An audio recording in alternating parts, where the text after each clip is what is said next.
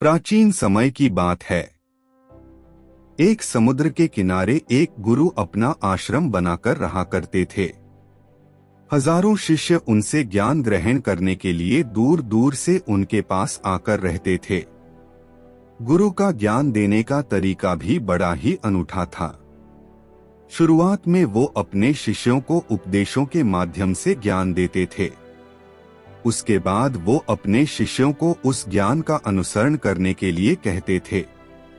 उस ज्ञान को अपने व्यवहारिक जीवन में उतारने को कहते थे। एक बार उस आश्रम में एक सम्राट अपने बेटे को लेकर पहुंचा। उस सम्राट ने उस गुरु से प्रार्थना की कि आप मेरे बेटे को अपने आश्रम में रहने दें और अपने तरीके से उसे ज्ञान दें। उसे इस आश्रम में बिल्कुल भी ऐसा नहीं लगना चाहिए कि वो किसी सम्राट का बेटा है। उसे बिल्कुल साधारण शिष्यों की तरह ही ज्ञान देने की कृपा करें। गुरु ने मुस्कुराते हुए कहा कि सम्राट ज्ञान इसी तरीके से लिया जा सकता है। अगर तुम अपने आप को दूसरों से बड़ा समझोगे तो तुम ज्ञान ग्रहण नहीं कर पाओगे। अगर तुम्हें ज्ञान ग्रहण करना है तो तुम्हें दूसरों की तरह अपने आप को साधारण समझना होगा। यही ज्ञान ग्रहण करने की सबसे पहली सीढ़ी होती है। तुम निश्चिंत रहो, आज से तुम्हारे बेटे की जिम्मेदारी मेरे कंधों पर रही। ये कहकर गुरु सम्राट के बेटे को अपने साथ लेकर समुद्र के किनारे टहलने के लिए निकल गए। आश्रम के बाकी सभी बच्चे उस सम्राट को देख रहे थे। सम्राट अपने बेटे को अपने रथ पर बिठाकर लाया था, जिससे सभी बच्चे समझ गए थे कि ये लड़का सम्राट का बेटा है। इसी वजह से आश्रम के सभी बच्चे सम्राट के बेटे की तरह आकर्षित हो गए थे। जब गुरु सम्राट के बेटे को लेकर समुद्र पर टहल रहे थे तो सम्राट का बेटा अचानक फूट फूट कर रोने लगा, क्योंकि अभी वो सिर्फ 12 वर्ष का था और 12 वर्ष की आयु में उसके पिता उसे अपने से दूर छोड़कर चले गए थे। ये सदमा वो बच्चा सहन नहीं कर पा रहा था। वो नहीं समझ पा रहा था कि उसके पिता उसकी भलाई के लिए उसे उस गुरु के पास छोड़कर गए हैं। उसे रोते हुए देखकर गुरु ने कहा कि बेटा, मैं तुम्हें चुप नहीं करूंगा। हो सकता है कि आज मैं तुम्हारे आंसू पोंछूं, लेकिन कल तुम फिर अपने आप को अकेला पाओगे। याद रखना, जीवन में इंसान अकेला आता है और अकेला ही जाता है। जितनी जल्दी जो इंसान इस बात को समझ लेता है, वो उतनी जल्दी आत्मज्ञान के रास्ते पर निकल पड़ता है। गुरु ने अपनी बात आगे बढ़ाते हुए कहा कि जो इंसान अकेला रहना सीख लेता है वही खुद से प्यार कर पाता है, और जो खुद से प्यार करना जानता है वो किसी के भी जाने का अफसोस नहीं करता, क्योंकि वो खुद से ही प्यार करता है। धीरे धीरे तुम आश्रम के माहौल में ढल जाओगे। शुरुआत में तुम्हें समस्या आ सकती है, लेकिन कुछ दिनों के बाद तुम इसे आत्मसात कर लोगे। उसके बाद तुम्हें यही जगह बहुत अच्छी लगने लगेंगी। ये जगह तुम्हें अपनी महल जैसी लगने लगेंगी। संध्या हो चली थी। समुद्र के दूसरे छोर पर सूरज छिपने लगा था और अपनी लालिमा पूरे आसमान में बिखेर रहा था। बड़ा ही सुंदर दृश्य था और गुरु शिष्य को अपने साथ लेकर आश्रम में वापस लौट आए। उस शिष्य को भी थोड़ी सांत्वना मिली, क्योंकि गुरु की आंखों में एक अभूतपूर्व शांति झलक रही थी, और जब हम किसी एकांतवासी गुरु की आंखों में वो शांति देख लेते हैं तो हमारे हृदय से भी सारा भार हट जाता है। मन एकदम निर्मल हो जाता है। जब सम्राट का बेटा रात्रि का भोजन करने के लिए भोजन कक्ष में पहुंचा तो आसपास के सभी शिष्य उसके पास आने लगे। उन सभी को पता था कि ये सम्राट का बेटा है, और अगर हम इससे दोस्ती कर लेते हैं तो उससे हमारा बहुत फायदा होने वाला है। यही सोचकर आश्रम के ज्यादातर ने उसे घेर लिया था। बस कुछ बच्चे जो अकेले रहने का महत्व समझते थे, जो दिखावे में विश्वास नहीं करते थे, वो उस सम्राट के बेटे के पास जाने की बजाय अपना पूरा ध्यान खाने पर लगा रहे थे और एकांत में बैठकर अपना भोजन कर रहे थे। कुछ दिनों के बाद सम्राट के बेटे की आश्रम के ज्यादातर बच्चों के साथ दोस्ती हो गई। अब वो आश्रम में उन बच्चों के साथ घूमता, उन्हीं के साथ अपना ज्यादातर समय बिताता। आखिरकार सम्राट का बेटा था, सुख सुविधाओं में पला बढ़ा था। आसपास बहुत से दास औरत आसिया होते थे। आसपास अपने मित्रों से घिरे होना वही दिनचर्या उसने इस आश्रम में भी अपना ली थी। ऐसा नहीं था कि गुरु को ये सब पता नहीं था, पर गुरु उसे अलग तरीके से ज्ञान देना चाहते थे। बच्चों को ज्ञान आप उपदेश देकर नहीं दे सकते, उन्हें साक्षात्कार कराना पड़ता है। उसके बाद उन्हें वो बात समझ आती है जो आप समझाना चाहते हैं। गुरु को ये बात पता थी कि अगर मैं इसे बोलकर बताऊंगा तो ये कभी समझ नहीं पाएगा। मुझे ऐसे दिखाना पड़ेगा, इसे एहसास कराना पड़ेगा कि अकेले रहने से ही तुम अपनी शक्तियों को जान पाओगे। ये सीख देने के लिए गुरु एक दिन उस शिष्य को अपने साथ एक पहाड़ी की चोटी पर ले गए। पहाड़ी पर पहुंचकर गुरु ने उसे शिष्य से कहा कि अब तुम्हारा ज्ञान पूरा हो चुका है, बस एक आखिरी रात तुम्हें यहाँ पर बितानी होगी।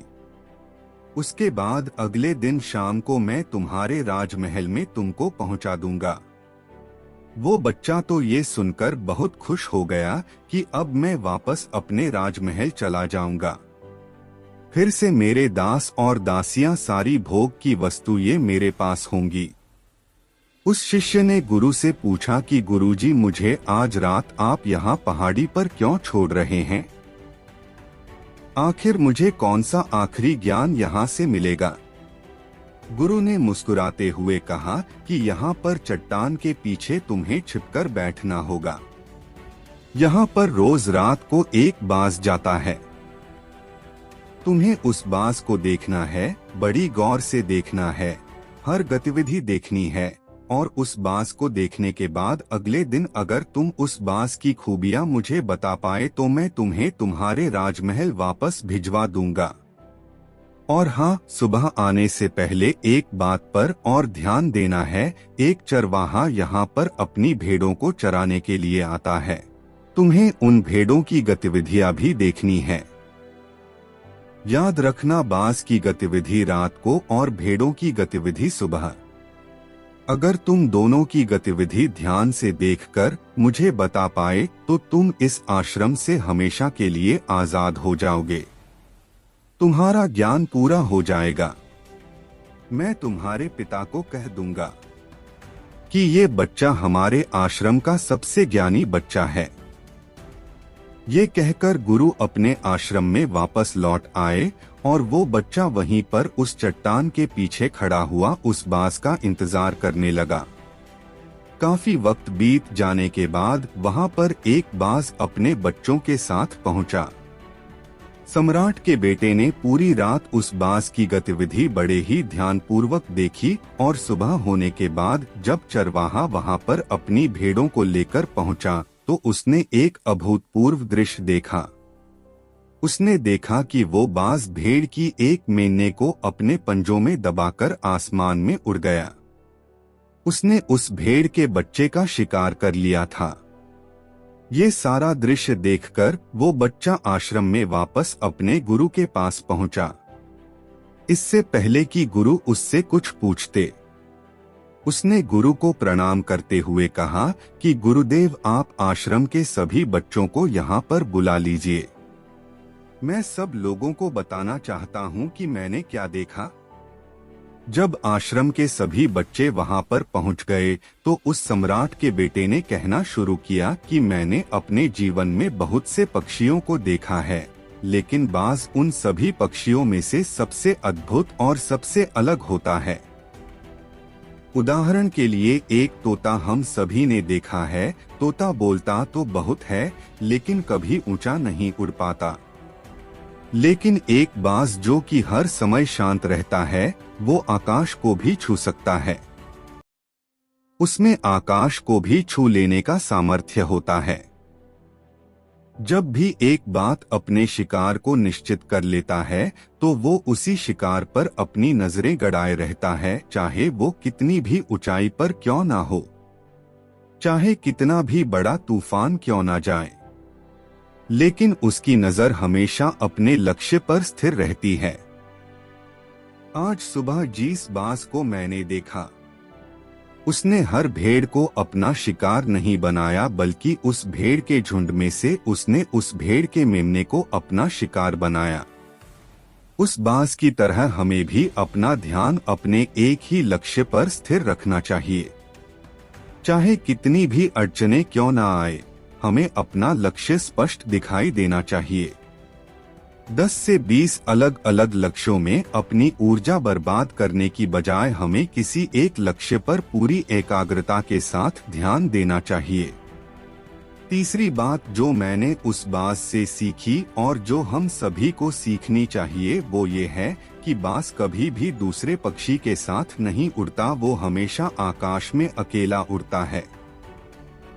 इससे हमें ये सीख लेनी चाहिए कि हमें कभी भी छोटी सोच वाले लोगों के साथ नहीं रहना चाहिए। आखिरकार हम भी वही बन जाते हैं जिनके साथ हम रहते हैं। इसीलिए या तो बड़ी सोच वालों के साथ रहो या फिर अकेले रहो, क्योंकि जब हम अकेले रहते हैं तभी हम खुद की ताकत और खुद की कमजोरियों को जान पाते हैं। कमजोरियों को जानकर उनको दूर कर सकते हैं और अपनी ताकत को जानकर उसका सही इस्तेमाल कर सकते हैं, लेकिन वो तभी संभव होगा जब हम अकेले रहना सीखेंगे। चौथी सीख जो हमें एक बाज से लेनी चाहिए कि एक बाज हमेशा अपनी सीमाओं से ऊपर उठकर उड़ता है।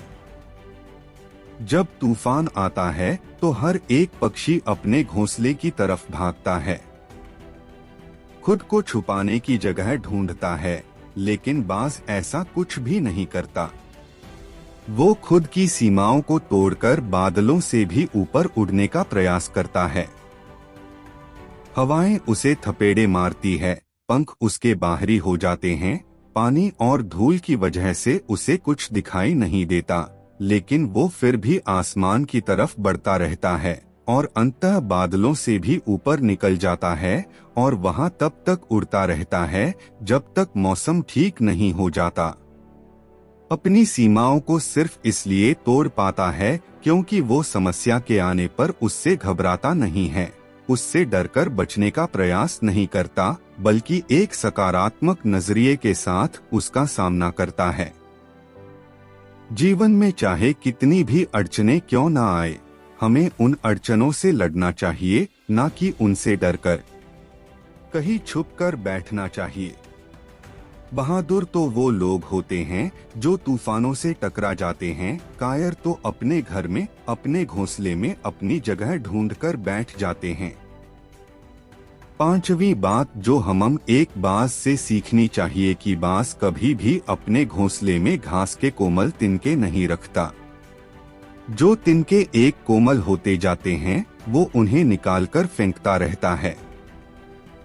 उसी तरह चाहे कितनी भी आरामदायक जिंदगी आपको मिली हो, लेकिन उस आराम से ऊपर उठकर अपने आलस्य को तोड़कर जीवन में मेहनत करते रहना चाहिए। जीवन में पसीना बहाना चाहिए, शारीरिक मेहनत करनी चाहिए। अपने घोंसले से कोमल तिनके उठाकर फेंक दो और आज ही अपने आलस्य को तोड़कर निकल पड़ो। हर दिन अपने आप को चुनौतियां दो, हर दिन मुश्किलों से लड़ो, क्योंकि वही मुश्किलें तुम्हें मजबूत बनाएंगी। जंगल के राजा शेर को भी झुंड बनाकर शिकार करते हुए देखा जा सकता है, लेकिन बाज हमेशा अकेला शिकार करता है, क्योंकि वो जानता है कि भीड़ हौसला तो देती है मगर साहस छीन लेती है। आदमी को हमेशा अकेले ही आगे बढ़ना होता है। यही कारण होता है कि वो जल, थल और नभ सभी जगहों पर अपने शिकार का परचम लहरा सकता है। बाज की उम्र लगभग 70 साल की होती है, लेकिन 40 साल में ही उसका शरीर बूढ़ा हो जाता है। नाखून उसके पैरों में धंसने लगते हैं, पंख उसके शरीर में चिपक जाते हैं, उसकी चोंच मुड़ जाती है, उसका शरीर भारी हो जाता है। ऐसी स्थिति में शिकार करना तो क्या उड़ने की भी हालत नहीं रहती उसकी। ऐसे में उसके पास सिर्फ 2 विकल्प होते हैं। पहला, या तो वह खुद की इस अवस्था को स्वीकार कर ले और भूखा प्यासा मर जाए या किसी दूसरे जानवर का शिकार बन जाए, और दूसरा विकल्प ये होता है कि वो 6 महीने एक बहुत ही दर्दनाक प्रक्रिया से गुजरे और खुद को फिर से पहले जैसा मजबूत बना ले। लेकिन बाज तो बाज है, वो दूसरा विकल्प चुनता है। इसके लिए वो खुद को एक बहुत ही ऊंचे पहाड़ पर ले जाता है, जहां वो पहले अपनी सोच से अपने सारे पंख खींच कर उखाड़ देता है और फिर चट्टान पर पैर मार मार कर अपने पंजे तोड़ देता है। उसके बाद उसी चट्टान पर अपनी चोंच को पटक पटक कर तोड़ देता है और इस लहूलुहान अवस्था में खुद को दूसरे जानवरों से छुपाता फिरता है। अगले 6 महीने तक वो इसी दर्दनाक प्रक्रिया से गुजरता है और इंतजार करता है नए चोंच, नए पंख और नए पंचों का। तब फिर वो अपनी नई जिंदगी शुरू करता है और निकल पड़ता है अपने शिकार पर और अगले 30 सालों तक फिर से राज करता है।